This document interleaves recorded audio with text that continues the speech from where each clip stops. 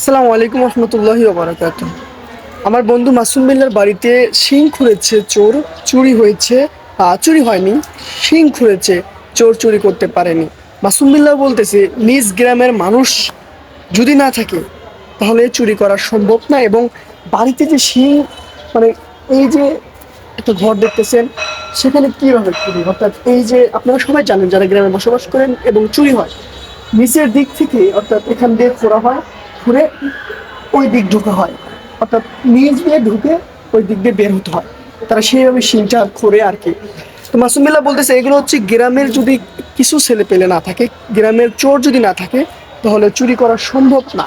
এবং আহ, এই দিক দিয়ে যে আপনি খুঁড়বেন, দেখা যাচ্ছে যে ঘরের ভিতরে সেখানে একটা শোকেস কিংবা গ্লাস টাস অর্থাৎ যাবতীয় কিছু থাকতে পারে, সেখানে ঘুরে আপনি ব্যর্থ হবেন।